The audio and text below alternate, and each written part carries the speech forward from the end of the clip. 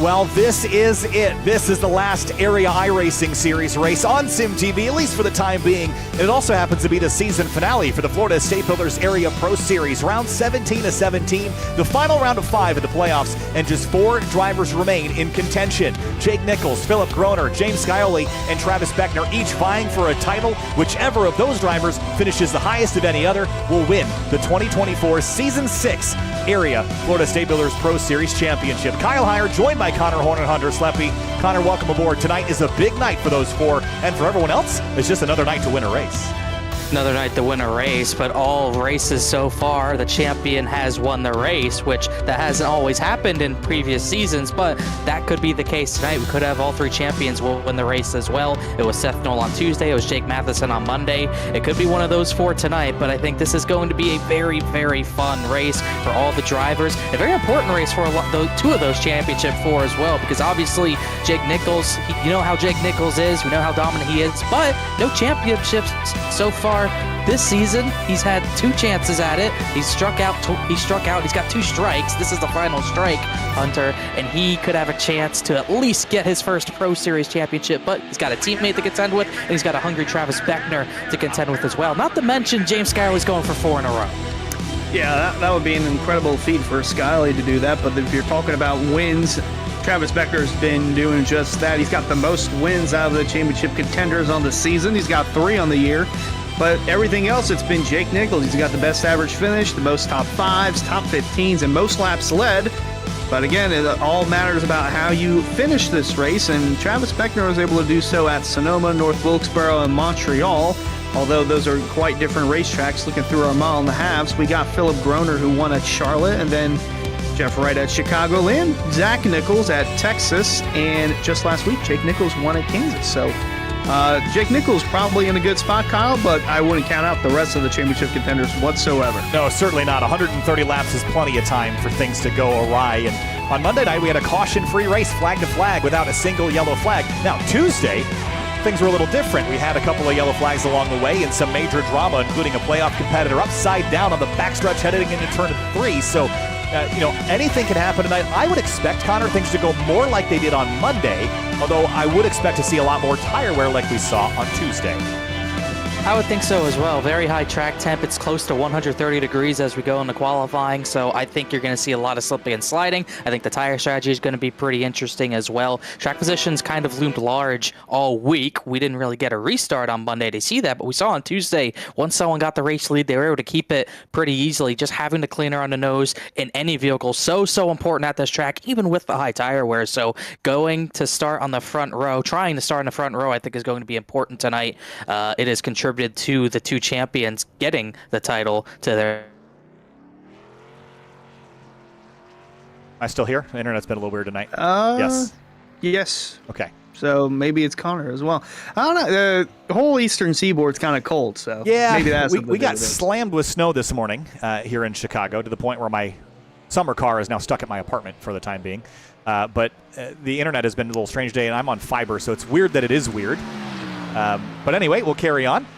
Looking down our order here, we've, of course, got our championship 4. Oh, Jeremy Miller's in the fence. He'll have to come to a grinding halt, reset, and restart. Now you mentioned the weird Eastern Seaboard situation. Is that going to affect some of the drivers tonight, do you think?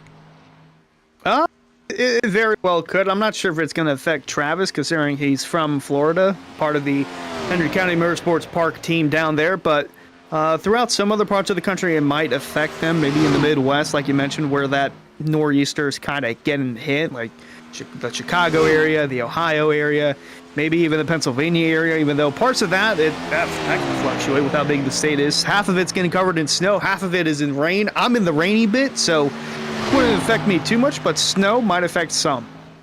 Little Logan Clampett, this is always a driver that can go up there and compete to win. Let's see him come across the stripe, and it will be a 32.032. That'll put him at the top for now. Only a couple of drivers have laid down a time so far. Travis Beckner is rolling. No one else that is a championship contender has started a lap yet. Philip Groner is now rolling, so I guess we'll jump on board with Beckner while he gets up to speed and gives us his lap before we start this 130-lap race here this evening. Qualifying has been sort of important this week. Go back to Monday and James Scioli's qualifying effort, or I guess lack of success thereof. He struggled a lot to stay up with the rest of the championship 4 because he had that slow start. Yeah, it doesn't matter how you start, it matters how you finish, and even throughout the playoffs, Spector's been able to put himself in a good spot to where he can clinch not just from wins, but by points, by being consistent, by being fast, and that's what he's been able to do this season as he rolls through 1 and 2. And before this practice session started, he asked me, or he didn't ask me, he told me that the right rear is going to be chattering a lot throughout the good portion of the long run, so that's going to be interesting for him to navigate through with Central United Motorsports as they look for their first driver championship. Out of turn 4, here comes Beckner. Let's see what he's got for the drivers that have already laid down a time so far. 32.259. That's good enough for second place.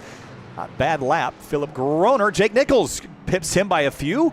Goes to a 32.053. That just leaves a couple of our playoff, well, one of our playoff competitors yet to qualify. Who are we missing from that list? Scioli? Nope, not Scioli. Well, they're all there. Oh, all the championship contenders are there. They are there. Okay, I don't know why I was tripping, but I felt like they weren't for a second.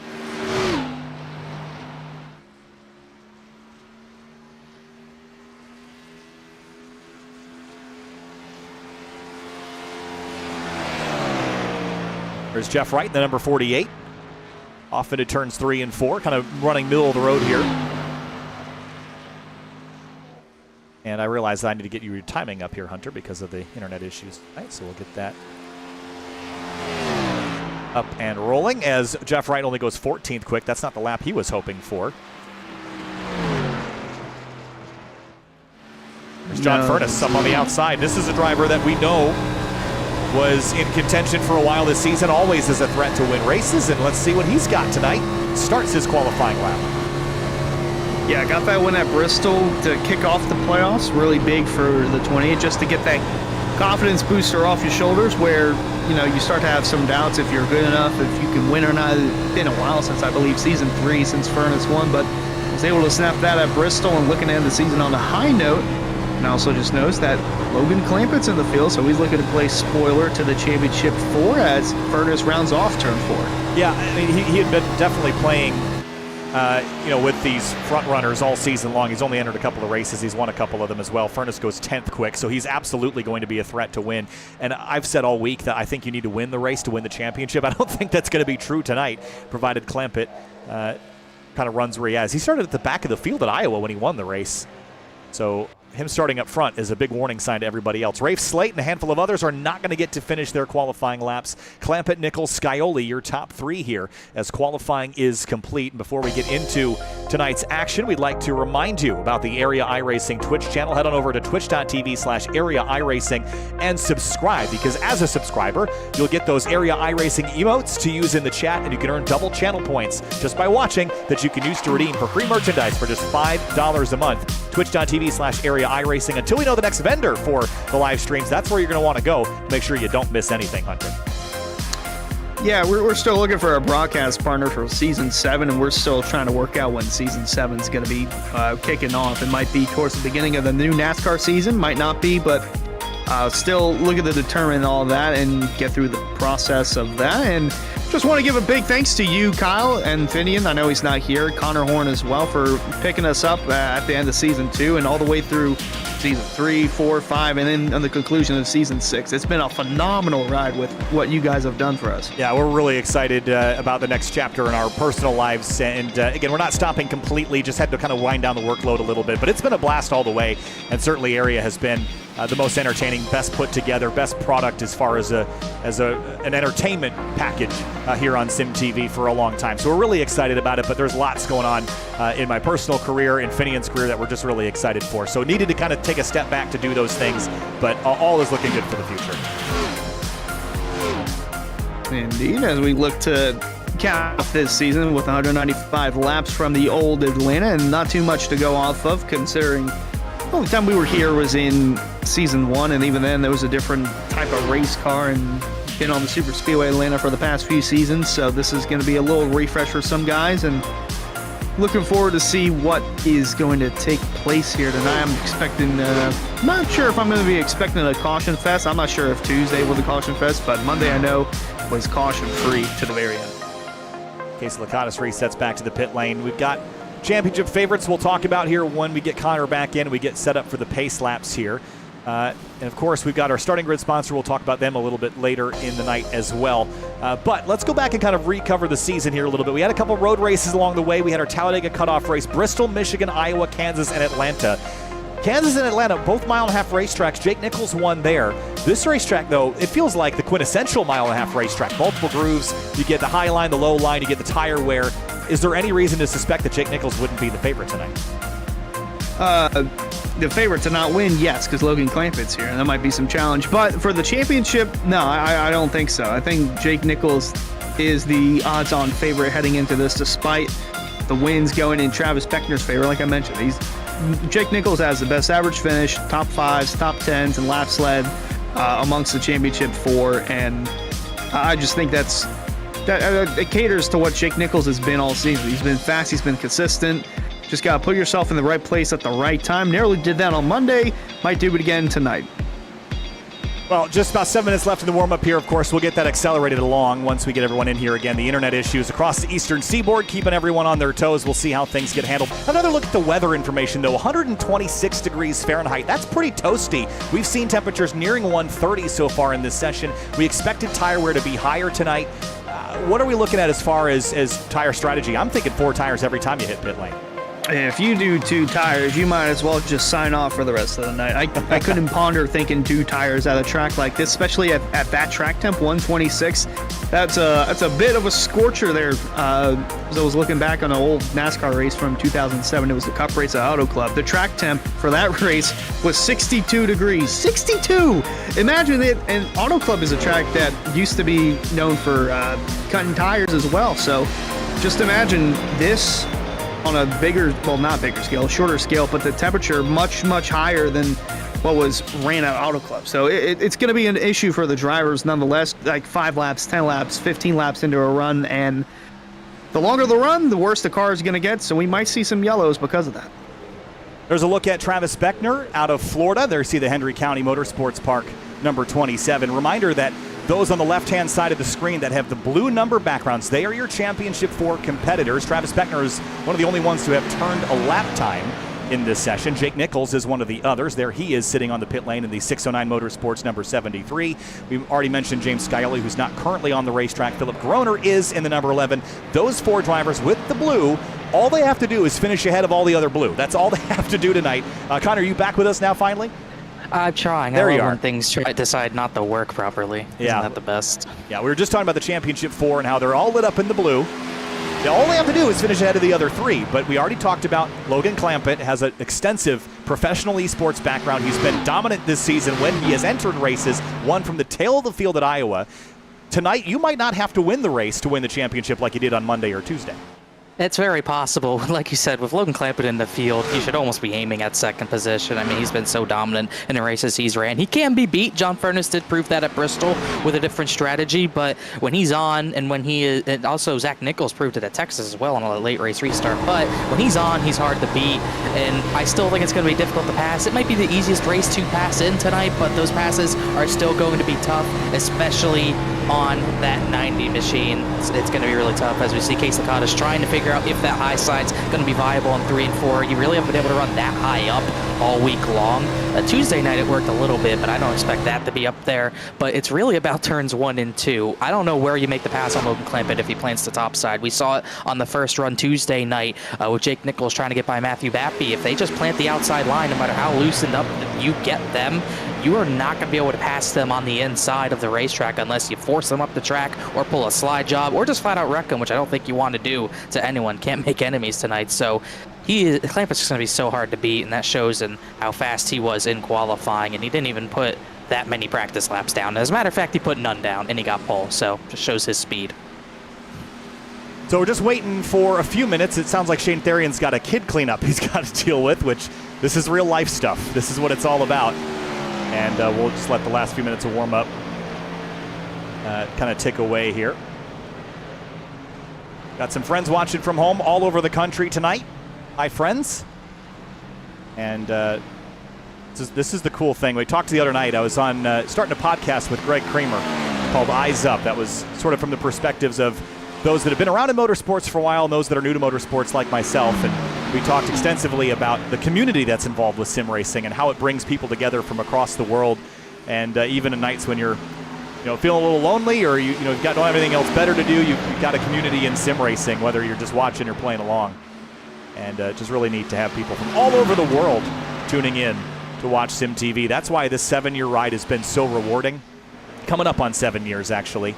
Started in February of 2018 as Justin Munsell goes for a ride. And Finian and I started this in our college dorm room, and since then I've lived in 3 different apartments, in actually 4 different apartments in 2 different places, and been in Chicago now 5 years. And at this point, there's just been big life shifts for both Finian and I. We're really excited about our futures and what we've got coming our way in our careers and our personal lives. It was just a time to take a step back for 2025. We've still got some things on Sim TV that you'll see in the near future. Upcoming in December, we'll have the Indy Elite Series. That will return to Sim TV for its final season of action.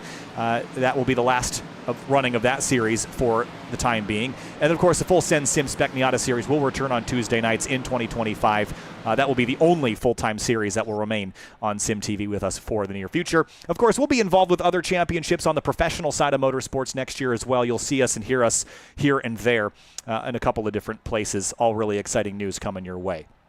With that, we're going to head down to the racetrack because the warm-up is complete. It is time to go racing. Before we go racing, though, we should talk about our starting grid sponsor, and our starting grid sponsor is Central Mobile Homes. If you're looking for a small or large home, a new shed, or a triple crown trailer, look no further than Central Mobile Homes. They've been proudly serving Florida customers for 28 years with a plethora of small and large home floor plans, shed designs, and triple crown trailers. They're located in Okeechobee, LaBelle, Clewiston, and Sebring. Head to CentralMobileHomesInc.com to get started today. With that, let's head down to our starting lineup and get things rolling. On the front row, it's Logan Clampett, not a playoff competitor. He's just trying to win a race tonight. Jake Nichols is a playoff competitor. He'll roll off into 73 on the outside of row 1. Now, row number 2, who have 3-time, who's trying to go 4-time. James Scioli starts in the 3rd position alongside David Weishart in 4th, who had a good run on Tuesday night. Starting in row number 3, it's Philip Groner, playoff competitor in the number 11. There he is in the blue and yellow. Zach Nichols was just recently eliminated. He'll start alongside him in 6th. John Forbes Jr. makes another appearance. I don't think I've seen the 78 car in a while. He'll start in 7th alongside Brad Slaughter Jr., who has a truck win at this type of track. He starts in the 8th position. And in 9th place, it'll be Justin Anasogak in the number 88, looking to end the season on a high note. John Furness starts 10th in the number 28. If you remember the finale at Chicagoland last season, Travis Beckner had it until a late race yellow, then he missed his box. It was over from there. He could have redemption tonight, but he has work to do starting from 11th position. He'll start alongside Alexander Bryson. And behind them in row number 7, it's Blaze McKinney and Alex Bell, 13th and 14th for the 87 and the number 15. 15th position and number 2 of Greg Mitchell. He'll start alongside Jeff Wright, who missed out by about 3 points last week on being in this championship battle. In 17th place, it's Ben Pierce in the number 65, and Jeremy Miller starts 18th in the number 30 machine. 19th position, the 5 of Garrett Grant, start 102 in this series for him, I believe. He starts alongside the area.shop number 42, I believe. That's Brody Falliker in 20th. Braxton Deweese, 21st place in the number 13, recently eliminated from the playoffs. Matt Kemp starts 22nd in the number 51. New scheme for Deweese as well. Connor Okrezik will start in the 23rd position in the number 14. The usual scheme for him, alongside Justin Munsell in the number 6 Toyota Supra. Throwback for him. He's back in a couple cookie car. And in 25th place, Bryce Senesac in the 09. Cedric Hunter rolls off 26th in the number 70. 27th position, Shane Therian in the number 9, also just eliminated last week. He will start alongside Case Lakatis, I believe his teammate in the 50. No, not his teammate. All right. Starting in 29th place, it's Ed Robertson in the number 64. Rafe Slate starts 30th in the number 98. In the final row of racers tonight, Bronson Stafford and Ryan Nowicki bringing up the tail of the field. Pick me a championship 4 winner tonight. Who goes to the trophy celebration first? Is it going to be the 11, the 7, the 73, or the 27? Connor Horn, go for it. I hate betting against my guys. James Scioli's so good at these types of tracks. I think he goes 4 in a row. You're going to leave that open for me? All right. Jake Nichols. Yep, I'm going with the champion. Yeah. No, I'm going with the champion. No, I'm going with Guy Hardy. He has championships regardless, but I'm going with the 7. And you got the 70 here. I'm not sure. I think Clampett wins the race. I think I got to pick the 27 then. I don't know that Philip Groner, even with the better qualifying position, is in position to win a title. Here we go, championship night, the Florida State Builders Area Pro Series. We're green flag racing in Atlanta. One final time on Sim TV, one final time in Season 6, and they're side by side towards the opening corner.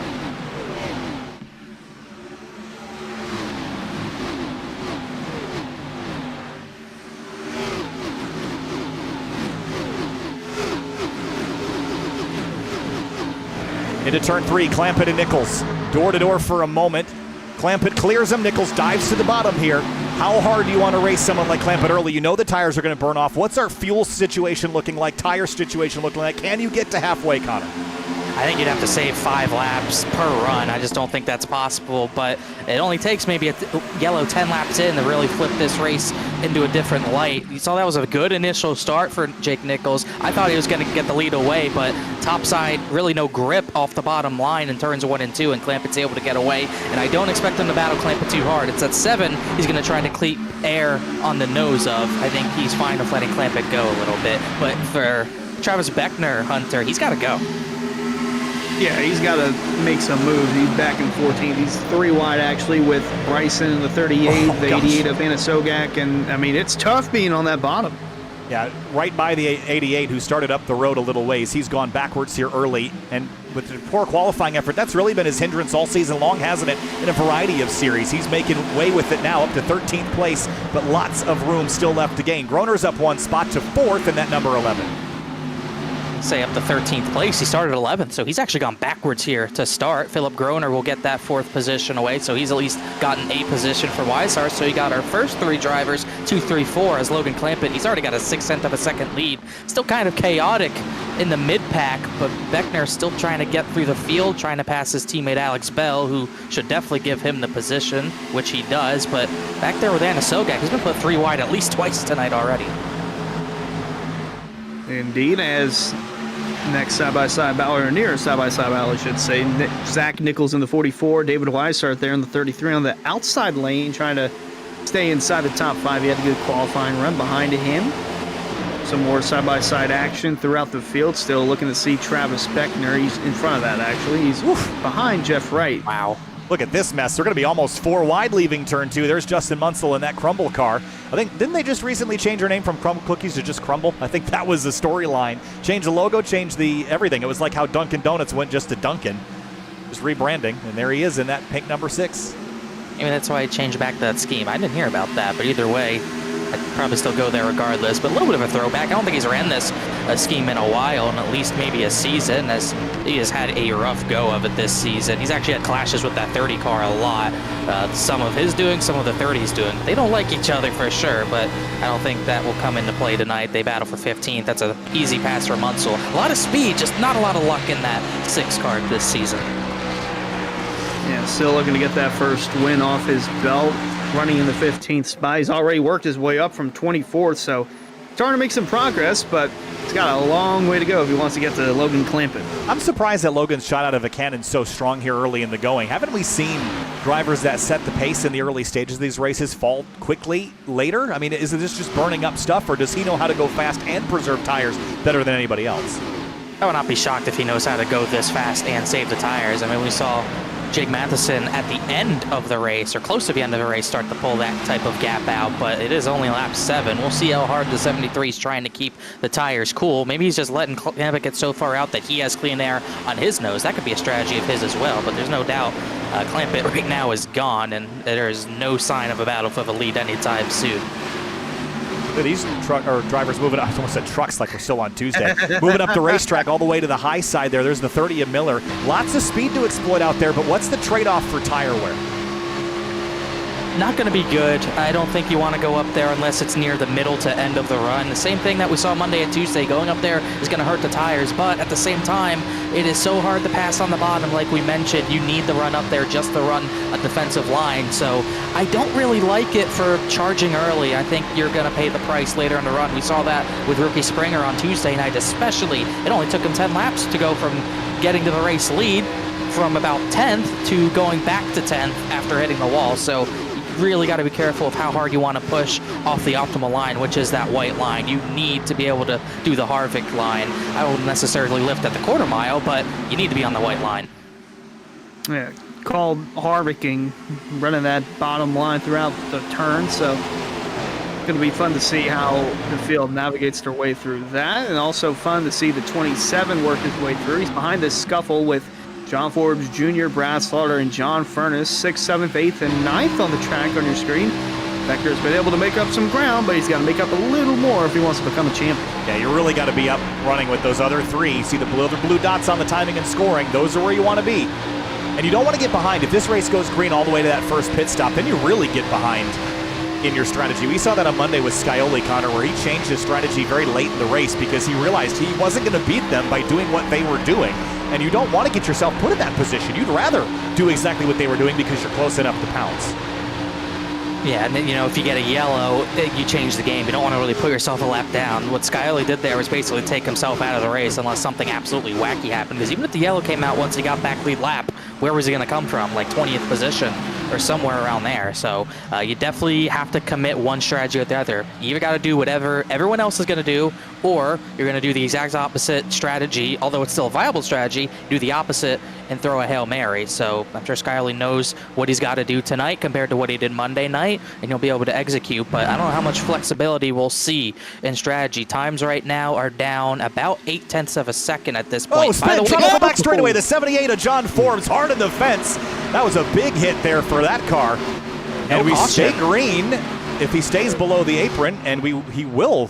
So we will not have a caution for that somehow. That was a big hit. And I don't know how that wasn't a caution. I was about to mention how Clampett had backed up to 73, but that's Beckner there, got in the furnace. That's what set that off, actually. Beckner in the furnace, John Forbes an innocent bystander. Let's see how close they got, those two. Yeah, he kind of just turns up into a 28. Ugh, and John Forbes, not a good way to end his season. I'm shocked that wasn't a yellow, Hunter. I'm shocked, too. It kind of one of those things where he tried to settle in line and just wasn't clear. But in the meanwhile, you mentioned lap times have drifted off. Logan Clampett, I'm not sure if he's backed off or if the tire wear is just that much for the 70 or for the 90s. Oh, as the 73 is. Oh, yeah. I was going to make that point. He's fallen back into the clutches of the pack here, but we heard the revs drop to nothing on turn in, so he's saving some fuel. Is he going to try to make that halfway lap 65 mark? I would think he has to be trying to. He did this at Texas, and I feel like at Texas it was unnecessary, and he still was able to kind of cycle out because of yellows. So that might happen again today, but I feel like he has so much speed. He's doing this for fun, and I feel like it's kind of pointless. I'm sure Jack Nichols doesn't like it because it puts dirty air, a ton of dirty air, back on his nose. When he was so far behind, he had clean air. Nichols is doing the same. At least he wasn't 1 and 2. Let's stay on board with him and hear if he's dropping the clutch pedal to the floor again. Not so much in 3. Oh, there. Well, did a little. Here comes Groner, so he's going to take the lead of the championship and drive to the outside, and he wants the lead away. I want clean air on the nose. I think if he can start saving once he gets clean air, I would like that. But there's other drivers that are going to want the lead, like Zach Nichols and Brad Slaughter and John Furness. And your Beckner's into this fight a little closer as well. Notably, James Scioli has dropped into 4th in the championship to 8th position. I haven't heard him clutch yet, but he's just kind of slightly fallen back. So Groner going to take advantage of this. Same with Zach Nichols, Brad Slaughter, John Furness, even Travis Beckner. They're all just going along the Clampett machine and the Nichols machine on the outside lane as they are preserving fuel in the early stages of the race. Yeah, and these race distances all week long have been like this. And I think, Connor, correct me if I'm wrong, but it seems like this fuel-saving strategy is more likely to be done here than other racetracks because of how much time you spend off throttle in these runs because the tires burn up. So it's all sort of tied to the same thing. We don't really see all the 1.5 mile races turn into fuel races, even though they're all sort of a similar distance. I think you got a few things that play into this. A, the race length makes it to the point where it's somewhat viable, and B, you got you got a lot of tire fall off. So really, when you clutch and coast into a corner to save fuel, you're not really giving up that much lap time. Where at a track like Kansas, I think if you're trying to clutch and coast through the corners, you're going to lose a lot of lap time because of how much grip you can have in the corners, on corner exit especially. But at a track like this, very worn out, clutching and coasting, you're not going to lose that much time doing it. So I think that's why it happens a lot here more than anywhere else, because this is not the first time we've seen a championship race end up in maybe a little bit of a fuel race. Second time this week, but I remember, I think it was at Erska, whatever you call that league, had a similar fuel battle to the end. Got a good battle for the lead right here. Philip Groner on the outside, Zach Nichols on the inside, and not so fast. Here comes Brad Slaughter. Thought about making it 3 wide. He's just kind of running the upper groove right behind Groner, so he's trying to get himself in a good spot, not landing the 44 in line. And he's also got John Furness closing up. Same with Travis Spector. It's the same 3 cars that have been working together in a way to get up to the front, and they're doing just that. This is getting pretty wild up here. You also wonder for the 44, what could have been had he made it to this round of the playoffs. He looks quick tonight. He has the pace. And with Scioli and Nichols dropping out, you mentioned Beckner climbing up to 5th place. So there are definitely different strategies happening and unfolding in real time here. And I think Beckner and Groner might be on this 2-stop strategy, and the others might be fading, anticipating just 1 pit stop. If you want a 2-stop, you pit. Your first pit stop's probably going to come in about 20 to 25 more laps, somewhere around there. And obviously, if you're trying to 1-stop, you're going to go to around lap 65, or you got to get the lap 65 at least to try to make it a viable strategy. So you're going to have 2 strategies pitting at completely different ends of the track. Peyton Howell did this 2-stop. He finished the highest. He was either 7th or 9th. I can't quite remember. But there's a few less laps, so that could play into it as well. And there's going to be a lot more fall off tonight as well, I would think. Philip Groner, who's not saving, is already off 1.5 seconds. Actually scratched that. He just started saving in the race lead. I don't love this, the pivoting mid-run. I think you need to commit to it early in the run so that you can save the maximum amount of fuel. I think Clampett shot out of a cannon early, realized that this was a viable strategy after he got his fuel numbers. And I think Jake Nichols seems to be mirroring him. And not a bad driver to mirror. You know he's going to be good. The question is this a huge risk to mirror a driver that doesn't have as much to lose as he does? I really don't think so. I think he's fine with doing whatever the 90 does because he knows how fast Clampett is. And if there's anyone, if they ran a full season, if there's anyone that could rival Jake Nichols for a full season championship without a playoff system, it's the 90 of Clampett. But obviously he's only ran 7 races, including tonight. So I don't hate mirroring him, but cutting out a pit stop, even with how high tire wear is still so important to do. If you have any shot at cutting a pit stop out, cutting any time on pit lane down, you're going to do it, and that's what we're seeing. We're seeing so many drivers commit to it, and it's causing a stack up at the front because you got the race leader saving, and everyone's behind them just kind of getting stacked up. This is what it causes. Yeah, a big old cluster of cars now, 2 car lengths separating themselves from Philip Groner, who's trying to drive away from this. Slaughter up to 2nd. In a hometown race for him. Furness up to 3rd. Beckner trying to ride that momentum off the 28 and try to take 4th away from Jeff Wright. No, I'll be honest, I expected this race to spread out more, and maybe it will after we get a green flag pit stop in the books, but I was not anticipating seeing this sort of pack racing style based on what we saw on Tuesday, or Monday for that matter. This is a little strange to me with how high wear this racetrack is, and the track temperature has stayed pretty steady, 126 degrees Fahrenheit. It is abrasing these tires right now. We're about 1 second and 7/10 off from where we were at the front of the show. But that's what I was saying. I think it's really stacked up because of how the fuel saving is going, because you got the race leader saving. Brad Slaughter, I haven't seen or heard save, so he's still pushing, but even with him pushing, he's still stuck behind the 11. And then you got all these comers, you got all these goers, and it just ends up having everyone get stacked up at the same exact point. So maybe in about 25 more laps, it'll be more spread out, but it's not that surprising to see it stacked up with everyone kind of running a very similar pace, trying to hit a specific number on fuel and on their lap time to make that fuel number work. Uh-oh. Lost Logan Clampett. That would change things. Yeah.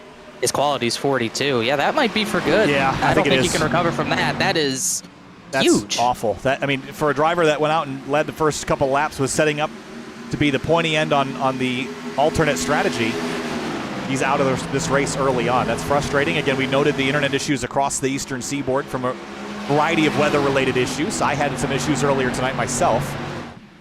So unfortunate for Clampett, but the race keeps on clicking laps away. Lap 26 complete. Groner leads, Slaughter, Furness, Wright, Beckner.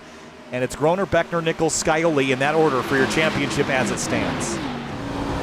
And Logan Clampett, I think he's based in California, so that just might be a total internet or PC drop. But, you know, how fast he is, that's unfortunate, really unfortunate. I'm sure there's others that are breathing sigh of relief, but I love watching Logan Clampett race.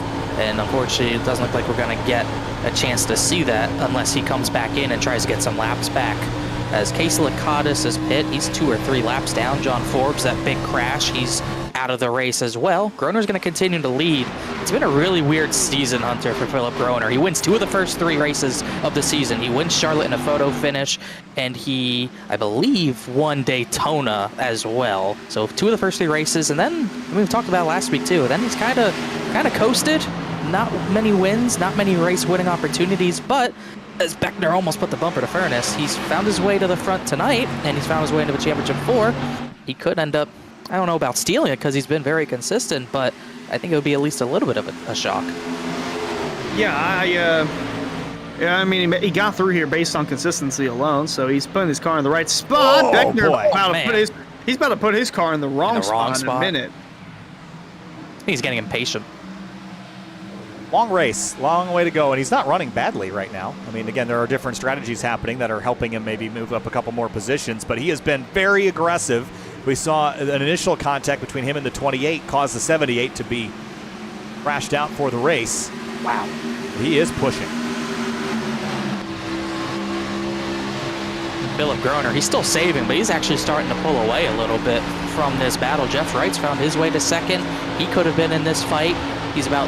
He lost out to Beckner by about 3 points, but now it's third back to about 9th that are pretty stacked up still for this third position with Furness at the front of it now. And I think it's the 8 who's starting to fade off a little bit here as Beckner's trapped in a tough spot with Jake Nichols on the outside trying to get back through the field. Skyler's watching it. I don't think he wants any part of it.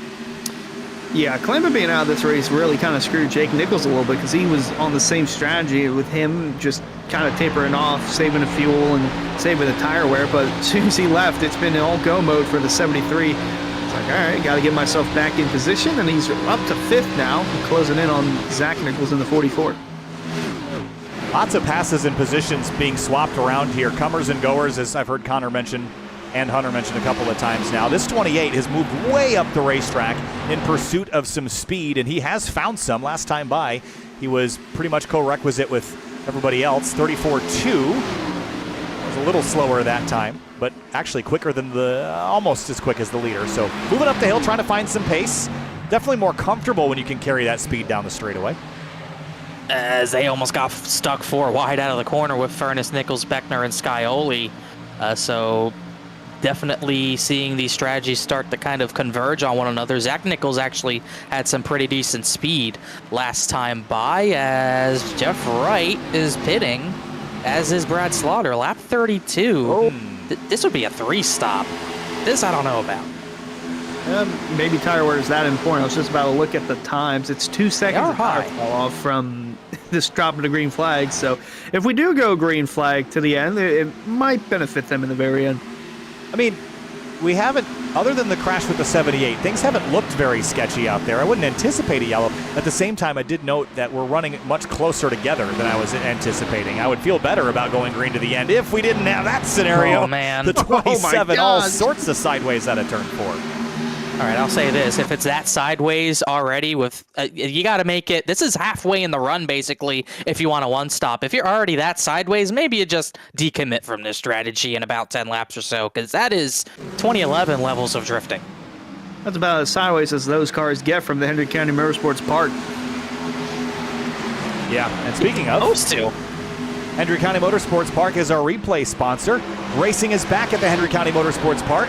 Join us on December 5th to 7th to see factory stocks, Crusoe late models, street stocks, and more. Tickets are $15 for adults with discounted prices for seniors, teens, and kids ages 5 and under are free. Come see racing at the southernmost dirt track in America, located in Clewiston, Florida, off U.S. Highway 27. Visit henryracing.com for more information. Conveniently, off Highway 27, it's Car 27 carrying the colors for Hendrick County tonight. And for the lead, here comes Zach Nichols. Yeah, Zach Nichols is faster. I'm not sure how hard Groner wants to fight this, especially with his teammate Jake Nichols way faster, I think, at this point. Also closing on these two. I think Groner's going to try to fight to at least keep some clean air. This battle's going to rage on. Most other battles in the top 10 have kind of fizzled out at this point. The last lap and a half, I've really been just watching Jeff Wright go through traffic on those fresher tires. He's running so much faster than everyone. 27 cars in the wall, guys. Beckner, huge hit.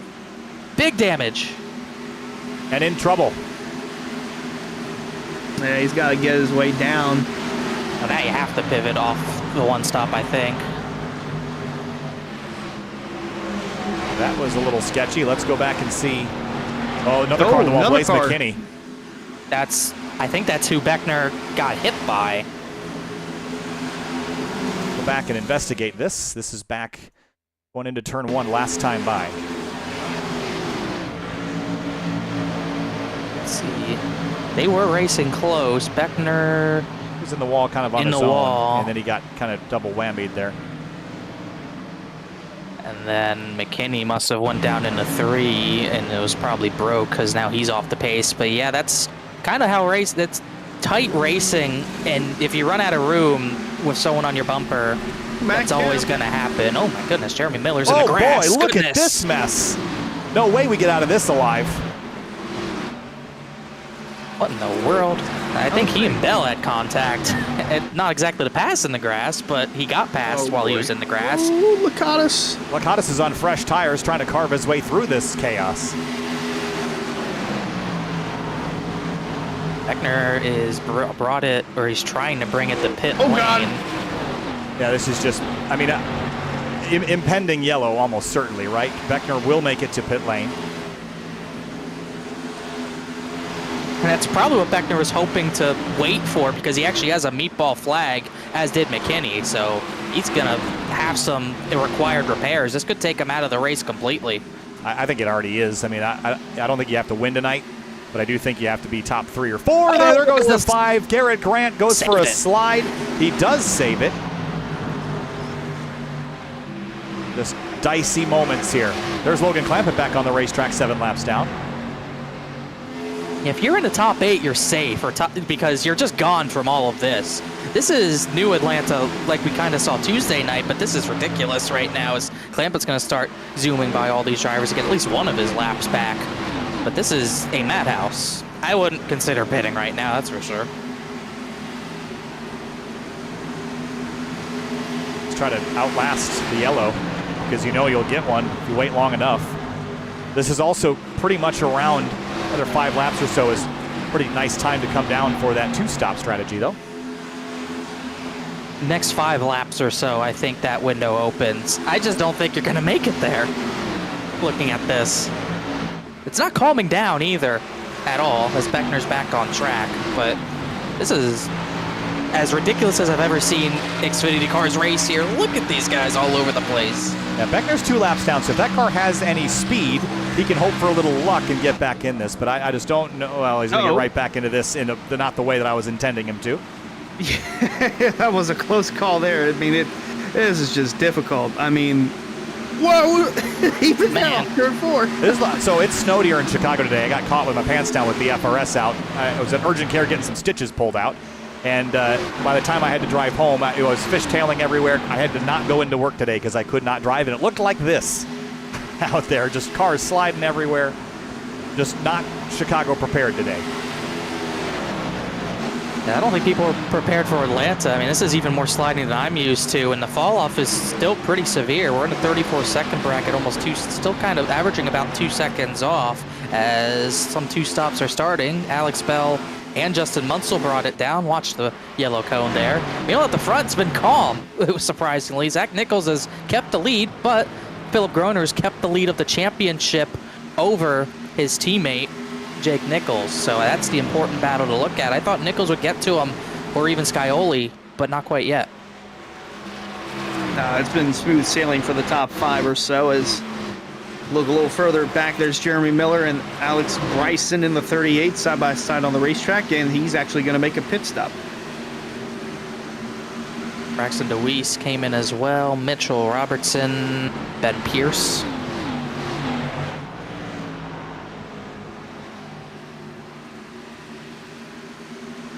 Actually pretty important for Beckner to get back one down, because at least if he can get back one down, maybe then catch a yellow, maybe he takes the wave.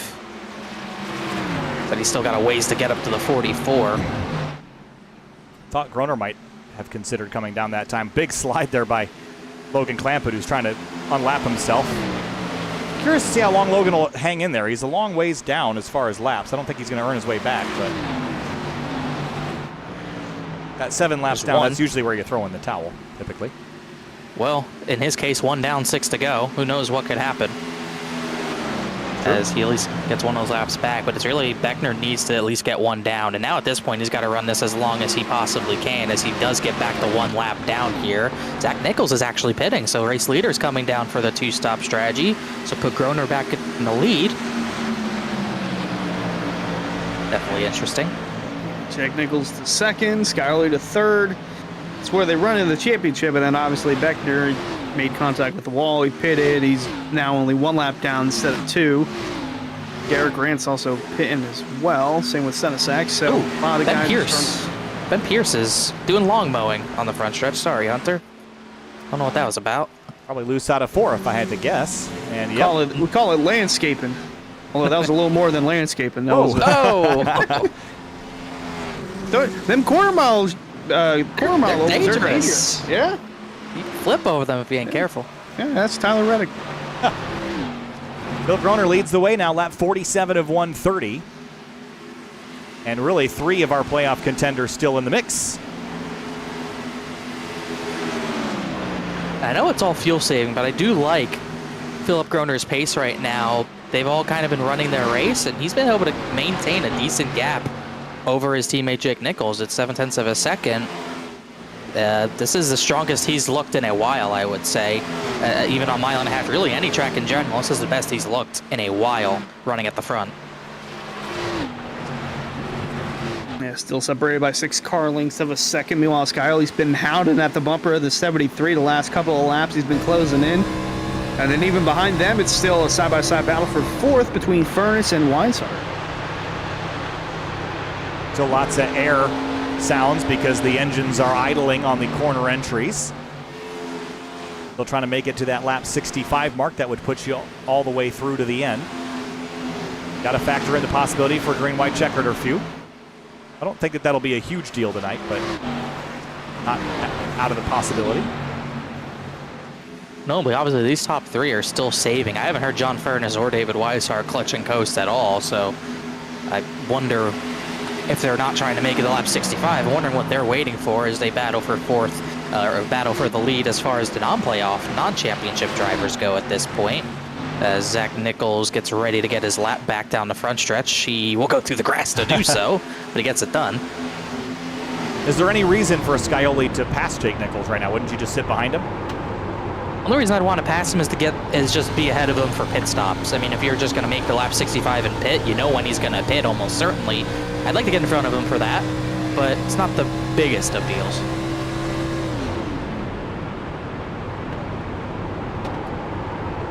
That's a long time to be off throttle, isn't it? The same we saw with some of the guys on Monday night. I think this is even longer than that. Corner speeds are so much lower. There's a lot less downforce to work with. I noticed on Monday it was so hard to even pin the bottom while saving fuel, just because obviously when you're clutching, you don't have that engine braking capability, which is kind of what you utilize on road courses in next gen, but obviously it makes a difference on corner entry. So when you're just clutching and just have nothing going through the engine, it just takes off and you cannot hold the bottom of the racetrack. So even in these Xfinity cars, that's what these 3, and even more drivers who are trying to save are going to deal with. It's not going to slow down as easily, so you're going to have to put some brake in it to get through the center of the corner, but not too much, because braking is not good for fuel saving, so you try to minimize that as much as possible, as their corner speeds get as low as 142 miles an hour. Got a look on the left-hand side of the screen, pit stops. You can see those that have come down versus those who have not. Really, it's the top 11 and Rafe Slate that have yet to make their first stop of the night. And we can assume that those 12 cars are trying to make it another 10 to 15 laps to make it to lap 65. Yeah, Slaughter and Jeff Wright, they'll be interesting to watch, Hunter, because they they pit so early, they're probably going to be even doing 3 stops with how early they pit. Everyone else probably 2 stopping, but those two on a completely different planet right now as Ed Robertson on fresh tires comes around, and Weishart's actually starting to chase these two down even further. Yeah, 3 stopping at this rate, it's going to benefit for that last 30 or 40 lap sprint to the finish if it goes caution-free, but yeah, still looking at the 33 of Weishart, who finally cleared that battle with him and John Furness. Just came down to pit. Yeah, Furness. Well, that's why he cleared the battle. So I guess the others that came down, when did they come down? Roughly lap 30, 32? 48 and 8. That puts you at like around 100 laps to go. That would just split your runs into 50 and 50. So you could just pit one more time to the end. It's just splitting it up a different way. Thinking you just want to get way off strategy. I would just find that interesting, but you never know what could happen. You don't really want to see this if you're on any strategy like that, because it could put you behind, because everyone's pitting regardless with how bad the tire wear is, but they'll get away from that 3 wide. That is actually for the 7th position with Jeremy Miller, Cedric Hunter, Brody Falliker, Shane Therian. Who else is there? Garrett Grant is there as well. He's trying to get laps back himself. This has been chaotic. This is what scares a lot of drivers who do an extra pit stop as well, because you get all these different strategies converge on one another, and then you get guys going 2 seconds faster than the driver ahead of them. It could cause major incidents. Yeah, we've been close to seeing a couple of those throughout the night. We already saw one that wasn't an incident, or wasn't a caution. It was John Forbes Jr. After, again, that all started with Travis Beckner getting collided with into the inside wall, and somehow they didn't bring out a yellow, and it's kept us green for the first 56 laps of this run.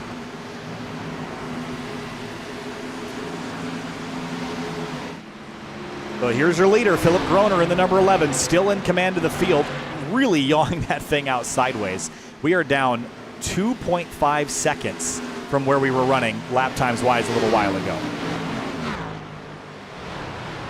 And you can just hear the whoosh, whoosh, whoosh. I mean, nobody's on power entering turn 1. Thinking about the Q laps, 32 flats for the guys at the very front in qualifying. Fastest lap for Philip Groner in this race was a 32.3. He's in the 34.8s right now, so that's 2.5 seconds right there. And if you want to be very technical, coming off his fastest lap in qualifying, it's closer to 3 seconds. So it just shows how hard the tires are wearing. Yes, you're saving fuel, but even with saving fuel, the tires are getting chewed up. Just wanted to address something Jay Raybay said in the chat, asking about Chicago weather. Do they ever have nice weather? We have had an unbelievable fall here in Chicago. It's been absolutely gorgeous, and about 55 degrees for like the last 2.5 months. We were owed a bad day. And so yes, we have very nice days here. We had an uncharacteristically large amount of them, and we were due for a storm. So we got it. Anyway, you were saying?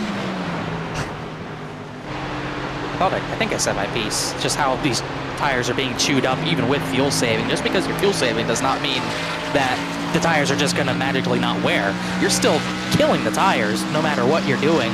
That's like we said earlier, that's kind of why you're able to fuel save here more than other tracks, because your tires are getting chewed up anyways. You're not losing that much time fuel saving. Okay, Therian heading up the racetrack there, still coasting. There's 10 drivers left in this front pack, and then of course Rafe Slate that's also on this strategy. Groner really low on the racetrack as some of those that are on the alternate strategy go around him on the outside, that 2-stop call. 5 laps away from halfway. Which means probably 5 laps away from pit stops. Yep. if you're good at, if you're into basic math. I'm actually interested in how Jeff Wright and Brad Slaughter's strategy works. Jeff Wright's actually about to get 10th from Shane Therian. If you look at that battle with the 42 and the 9, he's almost up to that battle. As a matter of fact, he just took 10th. So he's made a pit stop, and he's under 8 seconds behind Philip Groner, and even closer to the drivers behind him. So this is very interesting. Yeah, it could be interesting to note that for the remainder of the race. Still have yet to see a yellow, but still yet to see the championship 3 come down the pit road, trying to stretch it to that halfway point, and Jeff Wright eagerly closing in on that. So I think what's interesting about that is in 5 laps, he'll likely make up another chunk. He might get to 7th or so, maybe a little higher than that. So he's going to have 2 more runs in theory. And, well, I guess he'll have to have 2 more runs, won't he? So No, he doesn't. Well, no, this could be. He could have one more. He could have one more from stop. here. And do you think that's the call to do? I don't know. I feel like pitting that early, you're going to stretch your tires. I don't like hard. pitting 2 more times. It's just, are you trying to mathematically split it up more evenly and try to maybe pit at lap 80 or 90? You know. I guess that could be a possibility. You still get fresher tires in the one stops to the end, and at least at this point, you take advantage of your tires now, and maybe just want to be a little different from others. It's definitely odd what him and the 8 have done, for sure. I would not have anticipated someone doing that, but they've both thought outside the box.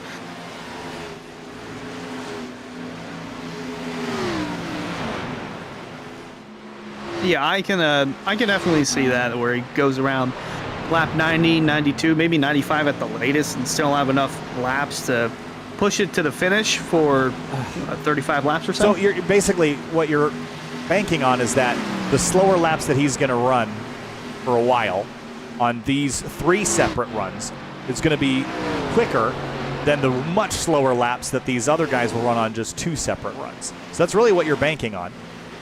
And I mean, right now he's up to 6th and still climbing. 5th, make that as others come to pit lane. So I don't know. I don't ever really know where these things are going to land, but I tell you that a couple of those drivers just broke a little early, a lap or 2 early. I think I want to see you get 265 at least, because once you factor in another potential for a yellow flag at the tail end of the race, I want to have a little extra possibility. I mean, I guess the point is you'd probably pit anyway, right, Connor? There's no... If you get a green white checker, here comes Groner. I guess that kind of negates it. If you got a green white checker, you're coming to pit lane, you need to. I mean, yeah, with how much the tire wear is, you need to, no doubt. But at least it gives you track position for the green-white checkered regardless, if you can at least make it to that point on fuel, because everyone needs a set of tires. Even if you have 5 laps of wear in your tires, you need to take the tires. I feel a little concerned about Groner. He'll get the lead cycling out, but he's going to have to at least save 1 extra lap of fuel compared to his championship competitors, as they were catching him at the end of that run. See if they come in this time. I think you would. No, they're going to go at least 1 more, so that's 2 laps that Groner's lost out on, as Weishart does what we thought he would do, just pit on lap 65, coming to 66, as will Shane Therian. I think Jeremy Miller's trying to, but he just about missed it. He got there, though. So we're past halfway now, or we are at halfway. Sorry, Hunter, but we're now halfway through this race, halfway through the championship finale, 37 minutes of racing to go. And it's all strategy now getting mixed up. I think these guys got to come in. Ooh, Jake Nichols at the apron. Let's see if Scioli can get a jump on the 73. Not really. Jake Nichols he might have even gained time. He did. Getting on the pit lane. So very good pit entry from the 73. And really just get into your stall, get out cleanly, and this is your run to the finish for those 3 specifically, including Groner. Yeah, the 7 was a little bit too sideways when he was moving from the 24 degrees of banking all the way down to about none on that apron, so costing him a little bit of time, but it puts Jeff Wright in the lead now. So here's an interesting thought.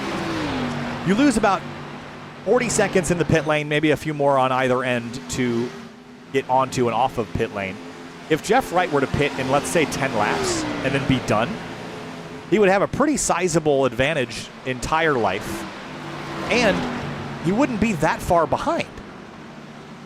I mean, because the car that would take the lead or will cycle the lead just past him, Philip Groner. You know what I mean? I do. It's just really hard to wrap my head around the strategy because it just wasn't on my radar. I'm very straightforward with strategies. I don't think outside the box like Jeff Wright clearly has, but it's definitely interesting. If he wanted to pit in like 5 laps, he probably could and get a decent finish out of it with the pace that he has. And he won't have to save any fuel. No, he wouldn't have to deal with any of that. So that's kind of why, but you got to do it sooner than later, though. That's the thing. I don't think you can wait. I said 10. I think you're right, maybe 3 to 5. Honestly, if it came right now, it's probably best case scenario. Yeah, he's running 34 flats right now. Zach Nichols actually came out right behind Jake Nichols, Zach Nichols did the traditional thing for a 2-stop, hit around when you would, and he's still 1.3 seconds back of the 48. And Brad Slaughter, who's on the same strategy as the 48, is 3 seconds back. So Jeff Wright's definitely on an island on his own as the 73 is going to come up to unlap himself. As there was smoke there. I think it was the 50, not the 48. Oh, whoa, boy. What is he doing? He is wiggling. On 43-lap old tires. So something's going on here. I think he might be pitting. Oh, he's trying. No, yeah, he is. He pit lap 24. Yes, this will be his second and final stop. He's got 50 to go from here. 50 laps left in the championship finale. While we've got a moment, make sure you check out Elite Entertainment. Add some life to the party this fall with Elite Entertainment, located in Boiling Springs, South Carolina. Elite Entertainment provides high-quality band production to entertain at any location, including karaoke, singo, and more. Visit Linktree/Elite Entertainment LLC for all contact information.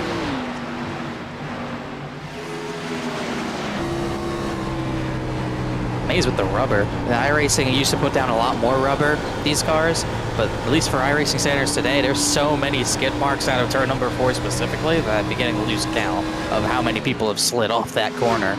Even in the dog legs, we've seen drivers struggle in the dog legs all week long. There's a bunch of rubber there as well. So it's just interesting to watch all of that and just watch how the track changes. Really haven't seen the top line be dominant like we saw the other 2 nights. There's the 7 past Jake Nichols. This would be a pass for what will cycle to be second in the title fight. And I don't think Nichols really fought it there either. He kind of just gave the 7 the inside, and the 7 took it. So they still got to catch the 11, but the 11, once again, has to do 2 laps more of fuel saving if they want to go to the end.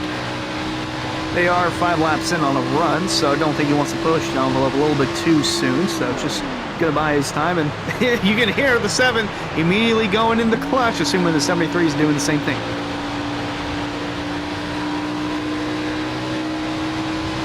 Just time is what's going to solve this for us here as we click laps away.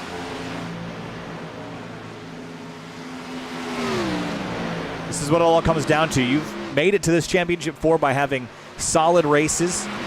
Better than solid. You made it here by having excellent races, having an excellent season.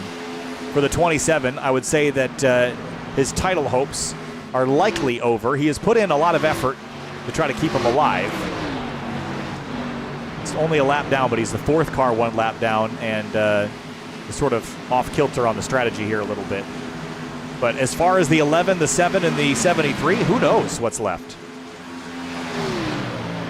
Yeah, Beckner would need a yellow before he makes his final stop because he can't make it to the end. He could probably only make it 20-something more laps. So if he could get a yellow, maybe get the wave around, then catch another yellow, and obviously get the damage repaired, he could be in it, but needs a lot to happen in 55 laps. But definitely all 3 of the others still in this title fight, and they've been up at the front this entire race, saving fuel, but at the front saving fuel this entire race. And it's been interesting because Groner, surprising to me, has been the one kind of at the front of it all for the majority of this race, while Scioli and Nichols have only swapped positions really once tonight. And so it's been interesting.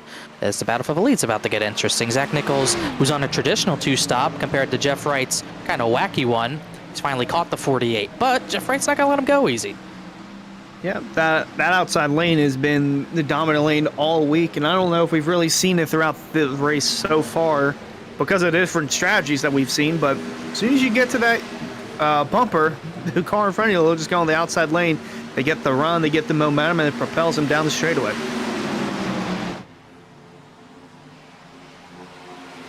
Everyone's settled in now. I said earlier that I was surprised that we hadn't seen the field spread out.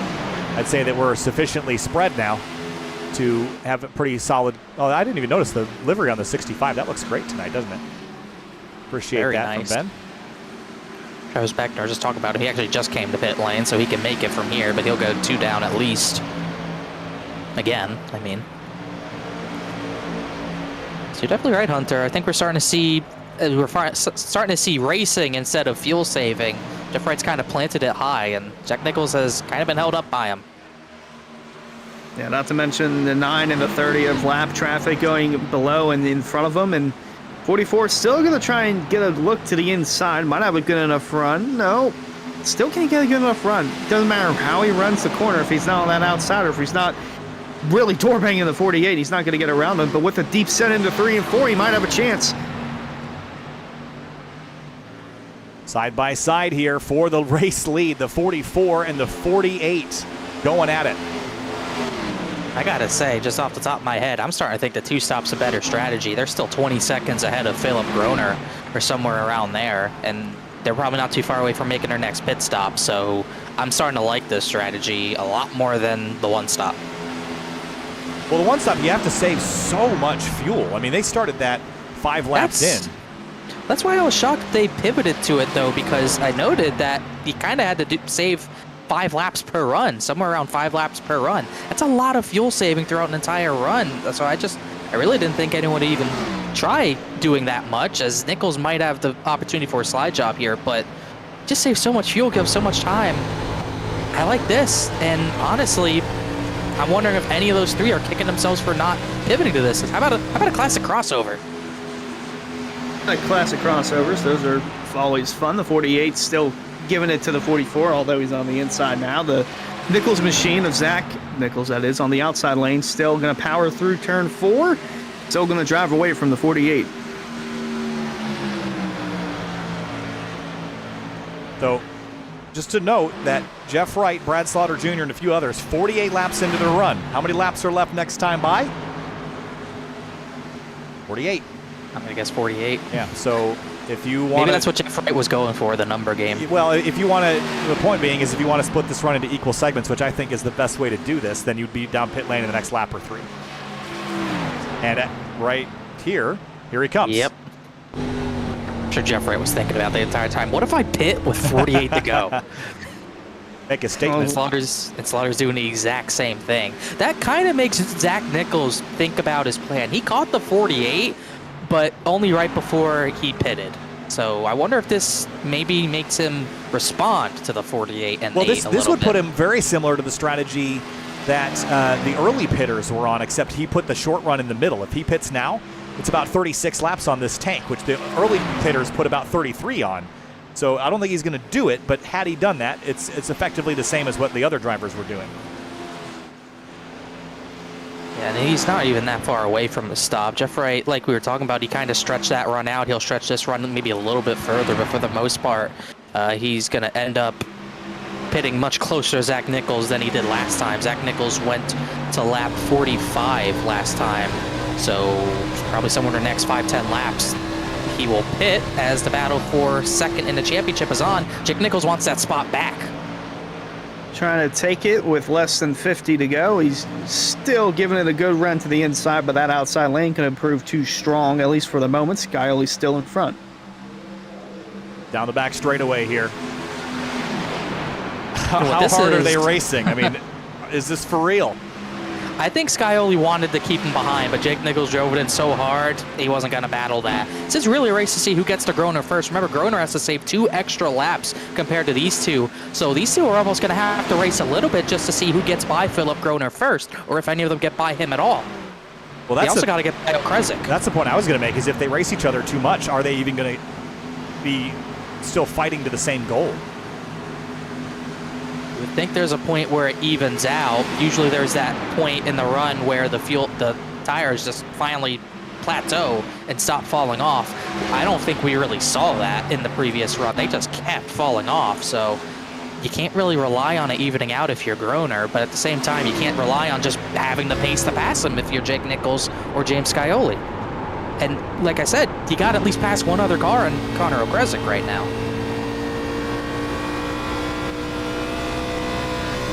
A lot of moving variables in this final 45 lap stint to the finish. A lot of variables at this stage. High stakes. Check out the High Banks podcast, just 2 blue-collar guys, Nick and Alex, talking about NASCAR and more. Listen to episode 205 with Brad Slaughter and episode 207 with Jacob Bell, available on Spotify. Episodes 205 and 207 of the High Banks podcast.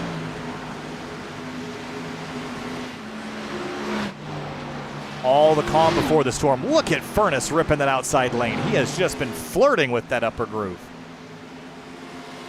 It's one of the few that have really tried that way high line in turns 3 and 4. And it just, I don't know if it's necessarily working, but definitely at least experimenting in the final race of the season there. Saw a few others come down to pit last time by, I think, Braxton DeWeese, Alex Bryson. So they will make their final stops of the race. That's Ben Pierce and a SimTV Camaro. So judging by them pitting, I would think Zach Nichols is not too far away from pitting himself, but he's going to go another lap, and he's still faster than John Furness. Furness is really not catching him at all. And notably, looking at the gap between the one-stop leader and the two-stop leader, Groner is 17 seconds behind the 44. The 48 is, I think, within about 13 seconds. Oh boy, I just had my graphics lock up on me. There they go. Oh no. Bear with me. Oh boy. It's old school time. Oh, this has happened more as of late. I don't know what's going on with that. Well, we don't have to do radio style like Rockingham yet. No, we're just going to be stuck on the 44 here for a minute.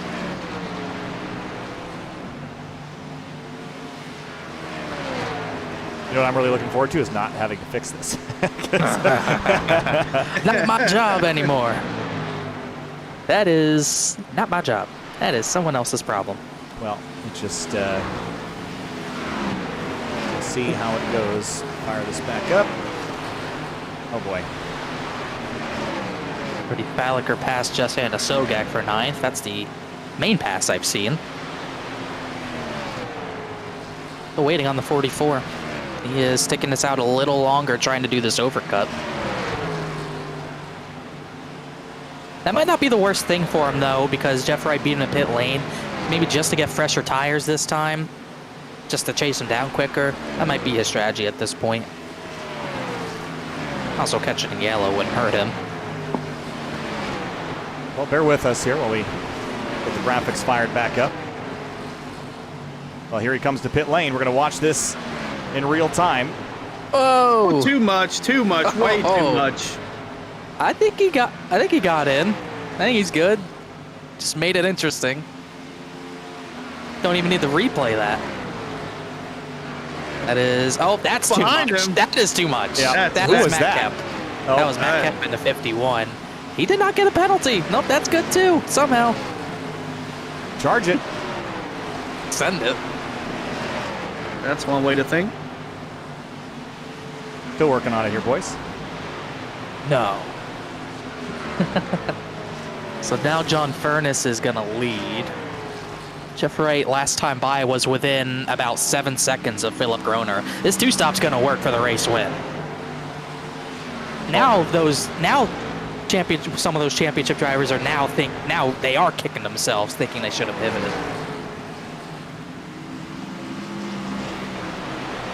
There's a login process for ATVO now that they added a couple of years ago.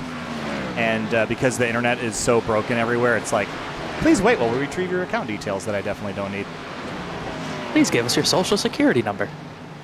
Don't forget about the digits on the back of their credit card. Yeah, those are important, yes. We need those too. Also, the expiration date. God, this is so annoying. Like in my last stream. Okay, I got it to finally boot something. Let's You know see. Zach Nichols' pit? Thanks. He is, how long? He is about half a track behind Jeff Wright. That's going to be tough to make up with under 40 to go. This is the Zach Nichols cam that you can get on SimTV Plus at $9.99 a month. Yeah, exactly. Well, so now I think what I have to do now is I have to shut down my server on the other end because it doesn't want to talk to it anymore. It's like the DirecTV channels they used to have. It's just like, if anyone ever thought this was straightforward, it is not. There are multiple computers involved, servers and clients for graphics software, and it is just not trivial when things break. So, and now I got to wait for it to do the same dumb thing over there. We'll get you the end of the race. So we're just waiting on. Furness definitely has to pit again. Everyone second through 8th. Second through 7th has to pit again. Nope, second through. Oh God, where is Jeff Wright? He's gained so many spots. He's already actually He's already in the 7th position. And he's about to pass David Weishart. It's honestly unbelievable how good this two-stop strategy has worked. All right, we should be momentarily. Oh no, almost. I did everything but one thing right. Race Late has exited the race, so that is the 5th driver to exit the race. Clampett, McKinney, Nowicki, and Forbes are all off track. Championship battle hasn't changed, by the way. Groner's still in front of Jake Nichols. Nichols is still in front of James Scioli. Right. Jeff Wright is about to pass these 3. This is unreal. They've got a long way to go before they get to Grossman, who's all over the leaderboard. And He's everywhere. well, now he's nowhere. He's There we there. go. He's How's every that? flip. And John Furnace just pit. Unbelievable timing. All right, we're back live here. We could have 35 lied to about go. so much there. Jeff Wright pit he's already passed James Scioli. That is 4 position. That is unreal how much better his 2 stops work. That's why I'm still so shocked. These people went the 1 stop. They were just scared to do something different. That's what it seemed like to me. And it's costing them, it's not going to cost them a championship because they all did the same thing, but it's going to cost them the race win. Very well could. Could get a new winner. Well, not a new Jeff winner, Wright but or Zach Nichols a winner that's not in the championship 4 is what I should have said. would be the first of the week. So, And I was sorry. Ironically, that happened in real life NASCAR as well. The only champion that did not win the race was the Xfinity Series. That is true. Here comes the pass for the lead as well, and Groner's not going to battle it. so Jeff Wright goes to the lead. Now what? I'm trying to make your fuel number if you're Philip Groner. That doesn't change anything about what you're doing. And there's Jake Nichols in the 73 right behind, and the 7 is Scioli. It's all converging now, and there's 30 laps to go. And Oprezik just got out of his way. He just gave him the outside. And it's going to be a little bit tougher for Scioli to make the pass in the middle of the corner, but he'll let the 7 by as well. So now 2 teammates are as close to each other as they've been in a while, although Ben Pierce is going to split them up just as I say that. Really, the only one that's got to be on full-on attack is the 7 of Scioli because I don't know if the 11 can make it on fuel. He's got to do a couple more laps than what he did on his first. And not to mention, if he goes down with fuel, the 11, then the 73 Nichols would move into the lead. So he has to get around Nichols before that happens. Because me personally, I don't think the 11 has enough fuel to make it. So now you look at the 73 and 7. These two have run in each other's shadows all night long. They're still saving fuel, but they are setting themselves up to win. Now, which of these 2 is outsmarting the other right now? Because they've both been working together, but Connor, they're not necessarily obliged to. Well, no, they're not teammates, so I don't know how much they're actually working together. More just they're just kind of running with each other at this point. But I think at this point, I think the 73, if he can just get in front of the 11, he's going to be at the advantage. I think Scioli's got to stay close to Jake Nichols. I mean, I think whoever gets by Philip Groner first wins this championship because I don't think Groner will be able to fight back, and I think the driver who is second to try to pass Groner just won't be able to do anything with Groner as easily, and they also won't be able to get their championship competitor who passed Groner as easily. So I think if you're Jake Nichols, you need to make this pass as soon as possible. But if you're James Scioli, you need to get closer and pressure him and you need to be the first one to get by this 11.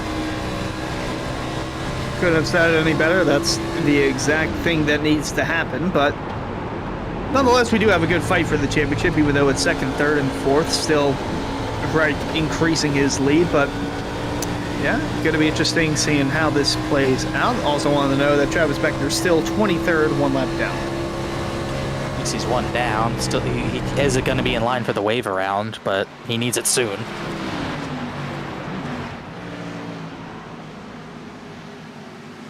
There's your championship 3.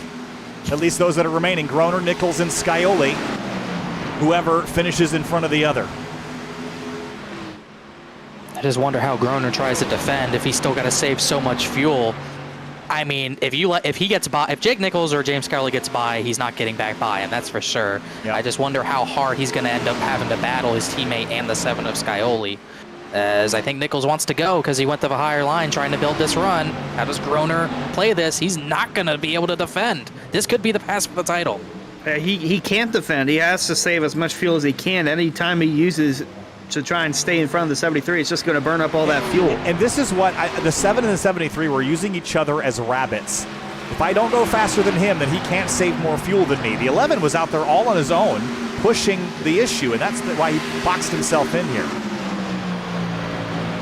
I think he also started saving late. Nichols and Scioli, they started saving almost on the same lap. It took Philip Groner maybe 5 to 10 more laps to start saving when he was in the race lead. So that definitely has contributed to this tight spot that he's going to be in. So he's probably going to be out of the title fight without a caution. It's going to be flashbacks to Kansas again, maybe between Jake Nichols and James Scioli. Also, the fight for the wins, at least one of the drivers who might be in the fight for the win is going to pass them in a little bit. Jeff Wright this time by is going to run a 33.8. Zach Nichols, who pit a little later, he's up to 5th. He ran a 33.1, so much faster than the 48. He still has time to get there. Will he turn up the heat? 25 laps to go and counting down pretty quickly.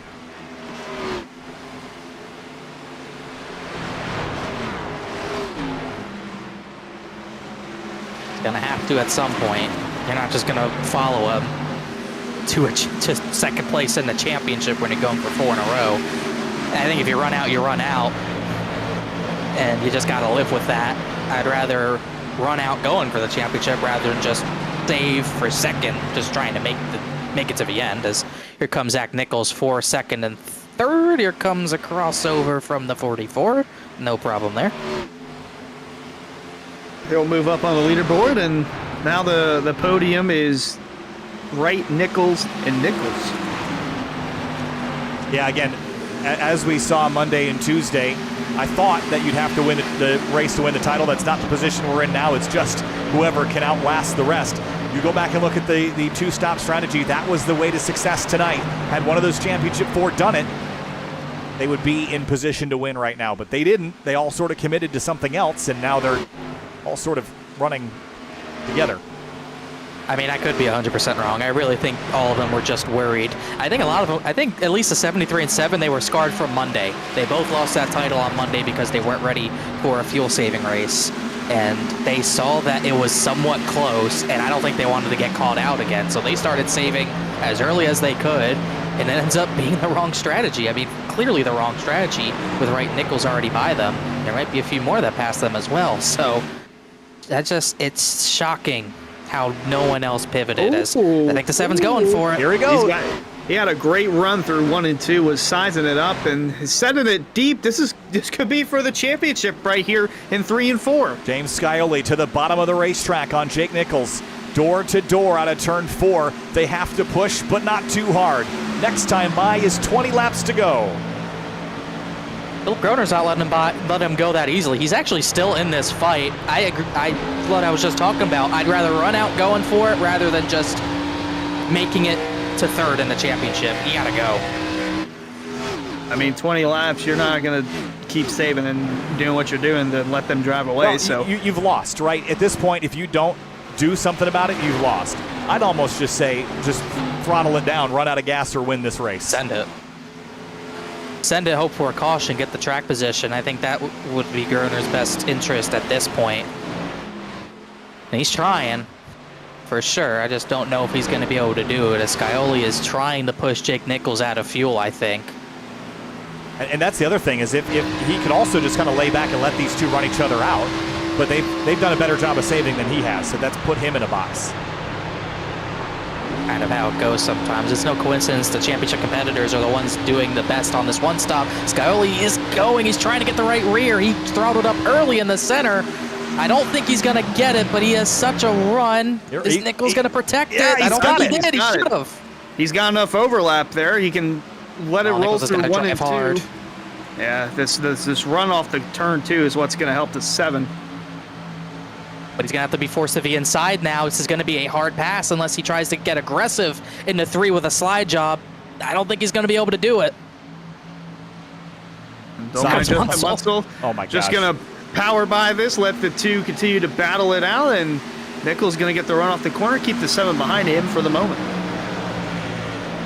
At the same time, battle for the lead's about to heat up too. But while these two drivers battle for the title, Jake Nichols settles ahead for a moment. You mentioned that lead battle. It is Jeff Wright and Zach Nichols. These two have gone toe-to-toe a number of times tonight, and it's going to happen again. And I think Zach Nichols played it right. He got a tire advantage to where this overlap was almost too strong for the 48 to fend off this time. He's gonna try. He kind of brake checked the 44 out of corner exit. I just don't think he's got the tire to fight this. Nichols going to send it deep in the turn 1 and 2, try to stay alongside the 48. Oh, he pinched him. Oh, it's going to be tight on exit, but the 48's going to have a strong run. See if Plakatis impacts this at all in any way. If he'll stick that car to the outside, keeps the 44 from following Jeff Wright into turn 3. That is Jeff Wright's teammate, I believe. He's actually going to sit on the outside of the 44 here. That's not helping Zach, is it? Munsell, he has no care in this fight, so he'll just try to get back onto the lead lap. Actually, no, he is trying to get back to 1 down, because now Plakatis goes by. That will actually be a battle for position between them. No, not quite. That's going to hurt the 48 on exit because of the lap car. 44, thought he had a run to the inside, still going to keep it tucked in. Oh, this is games right now, trying to pick which line he's going to run in, and Jeff Wright, I think, is losing the battle because the 44 is going to get a run regardless. If he can pinch him in 1 again, it'll be fine, but I think the 44 is going to be far enough close to him in the 1 where he can slide up. But he's not gonna. Ooh. Great battle for the lead. This is not the battle for the title. That's happening a couple of seconds in the background, still separated by 0.3. But Nichols edges ahead in the 44. 14 laps to go at the stripe. Jeff Wright is trying as hard as he can to keep on the right side door of the 44. He just does not have the tire. This is probably his last-ditch effort, and he's not quite on the right rear. This will be it right here, I think, as Brad Slaughter is passing Philip Groner. And Groner's title hopes slipping away.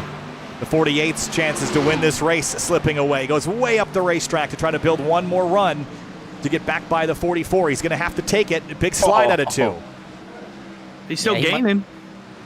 Gain, but nowhere to go, and not the tire to fight back really to get to his inside.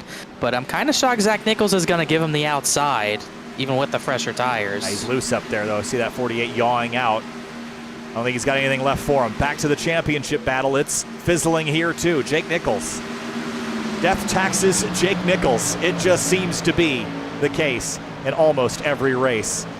And by this season, I mean, he came in by no means a dominant factor. I mean, 15 top 10s is a lot, the most of anybody. 521 laps led, but only 2 wins and highest average finish. Certainly he's a deserving champion. This is not the 10-race win dominant season we've seen Jake Nichols do in the past, but he has been consistent.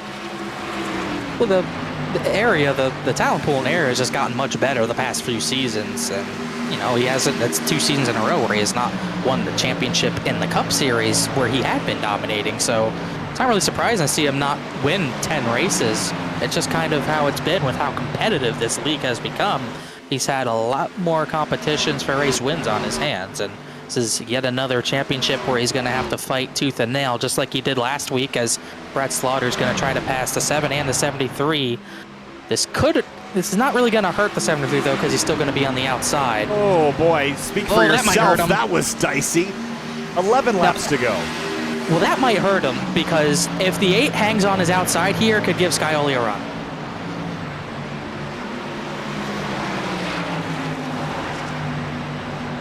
Don't know. Well, it's not going to help again.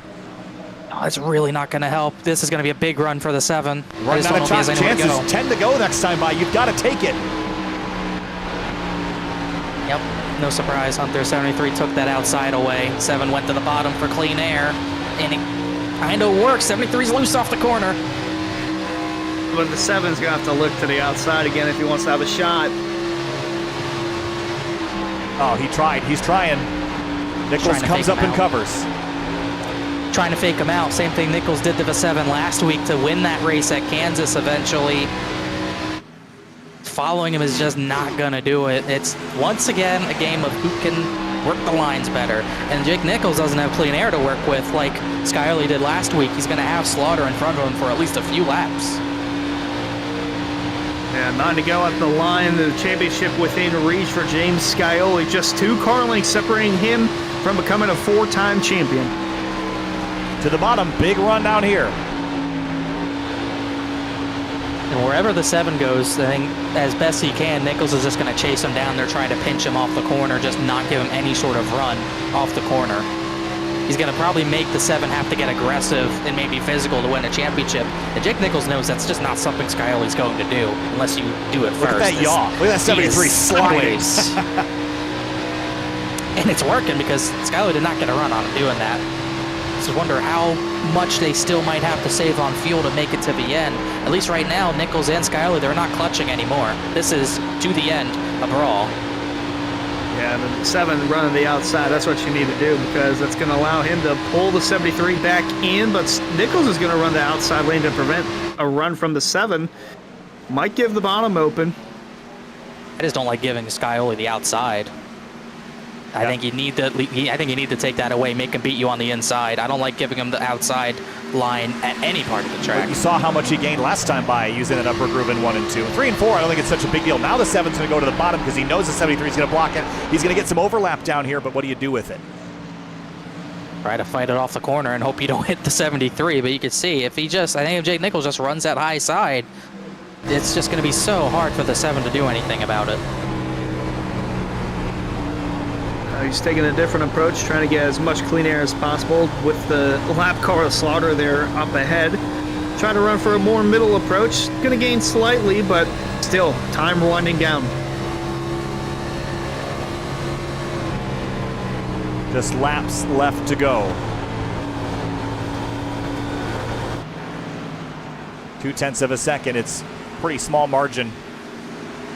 Close enough that if he has a big send, he can probably try to Carl Edwards it, but I don't know that that'll get you very far. You've got to be on his bumper to make that work.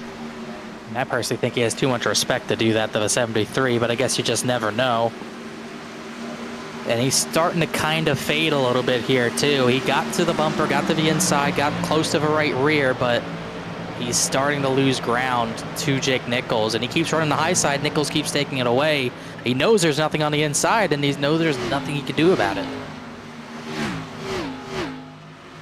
Yeah, time's dwindling, and not much left for the 7 that he can do. 73 is just running whatever lane that he can to block any sort of momentum now from Skyoli in the 7. Philip Groner's just trying to pedal it out to the finish, and Travis Beckner made contact with the wall early, and with Blaze McKinney kind of set him out for the beginning portion of this race, and now we're closing up on the finish.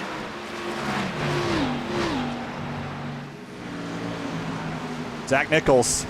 There were some in the chat that called his win tonight, and he has put himself in position by 2.5 seconds to actually pretty comfortably coast to the win here. 3 laps to go for the race leader. At this point, you got Jeff Wright, Brad Slaughter hoping for yellow, Zach Nichols hoping to get to the end. You got Jake Nichols hoping to get to the end, and Skyoli Groner hoping for yellow. Travis Beckner hoping for absolute chaos at this point. But yeah, 7 just doesn't look like he either has nothing left or he might even have extra fuel to save. But I haven't heard him clutch at all. I think they saved for long enough, hard enough, that I think they'll probably be all right at this stage. It's really if the 11 of Groner saved long enough, hard enough, and I know we counted Travis Beckner out, but he's closing in on these 2 now with 2 laps to go. Well, Travis is down a couple of laps, so it won't make a huge difference, fortunately for him. Well, it might be 2 to go for everyone else. Zach Nichols only has a lap and a half left to go. And you can't really think about racing in what-ifs. But what if he had been in the championship 4? What if you don't even know if he would have played the same strategy because the butterfly effect and all those things. But 1 lap to go for Zach Nichols to win this race. Connor Okrezik dropping off the running order. Potential issue there. And for the championship lead, Jake Nichols setting up to potentially win the Florida State Builders Area Pro Series. Came so close last season. Skyoli denied him in that final race. Beckner was faster than him in that final race at Chicagoland. Zach Nichols is all clear by 3 seconds into turn 3, but Jake Nichols has been waiting for this since the end of season 5. Checkered flag, Zach Nichols out of turn number 4. He's going to celebrate the end of this season with a win sideways across the stripe. Jeff Wright second, Brad Slaughter next. Jake Nichols holds off Scioli and wins the title for the Florida State Builders Area Pro Series.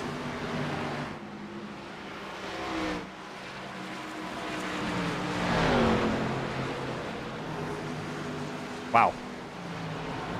What a season. The reign of the Rick's Hot Sauce 7 has finally been snapped. Arguably by the greatest driver in this league's history as well. So we'll get a double burnout tonight. Zach Nichols. Pair of nickels. Could call that a dime. This is going to be cool.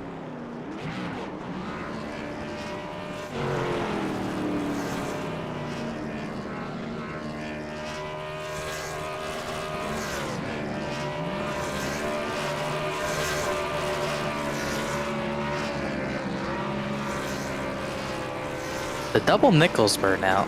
Pretty cool, isn't it? Let's have a look at our race results here. Zach Nichols, Jeff Wright, Brad Slaughter Jr. on the podium tonight. Jake Nichols, though, wins the title over James Scioli. Great clean fight that they had. Scioli just didn't have enough to get there. He pushed so hard, and I think once he got the right rear into one almost, but once Nichols kind of thwarted that attack, I think at that point it was over. Furnace 6, Philip Groner just could not save the fuel, led a lot of laps, but could not get to the end. But he gets third in the championship. Weishart to Weiss Mitchell, the top 10. Yeah, Matt Kemp just missing out on the top 10. Alexander Bryson, Shane Terrian, Ed Robertson, Jeremy Miller, the top 15. And Sogak, Hunter, Bell, Pierce, and Stafford round out the top 20. And Travis Beckner, disappointing 26th tonight as the 4th championship competitor. He will finish 4th in the title. Logan Clampett came back in for a little while, but didn't have enough to overcome the difficulties he fought this evening. Let's talk with Brad Slaughter Jr. Comes home 3rd on the night. Brad, congratulations. P3, last race of the season, the number 8. It's a podium. Take us through it. Yeah, got lucky with the strategy finally. I do all these crazy strategy calls every week, and one time it finally paid off. Just kept flipping heads there, and then finally it'll hit. But yeah, great race. It was a lot of fun there on the strategy.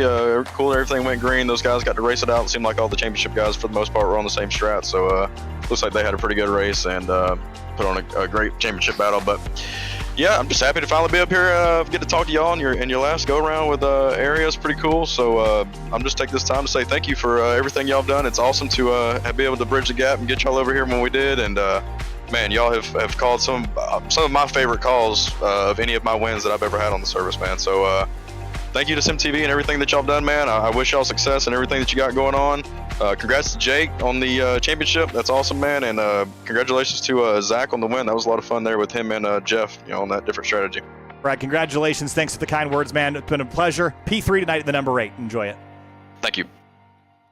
And Jeff Wright comes home in 2nd place. Didn't quite play out the strategy just right. Zach Nichols was able to steal it away. But Jeff, quickly, P2 tonight, started 16th, fought your way through it. It was fun to watch. Take us through your evening.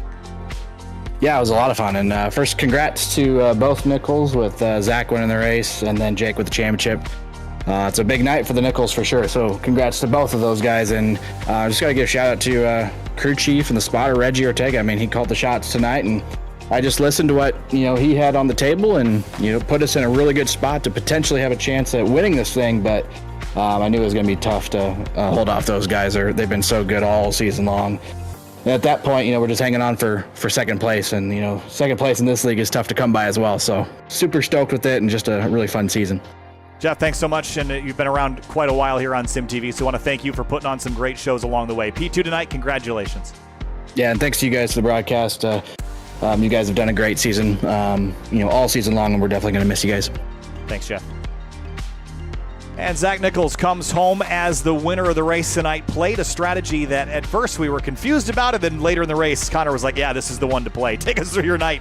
Some of your fans called it in the chat that you were going to win this one. I'm surprised they called it because I did not think we were going to be remotely close. But yeah, we pulled that strategy out, and I'm glad it was able to pay off. I honestly didn't think it was going to, but yeah, with how much they were saving the first run, and I knew that they were going to have to save the same amount the second run. So, and yeah, after that first run, we caught a lot up to them, and yeah, glad it was able to pay off. Well, Zach Nichols wins the last race of the season. Last race here for Area on Sim TV. Zach, congratulations. Job well done. Thank you. Yeah, I really wish we would have done better at Kansas, but everything happens for a reason, and yeah. Thanks, Zach. Yep, thank you. And Jake Nichols wins the Season 6 Florida State Builders Area Pro Series. Jake, congratulations. A lot of fuel saving and strategy tonight, but you come out on top over James Scioli. Fun, fair fight. Take us through your night and your season.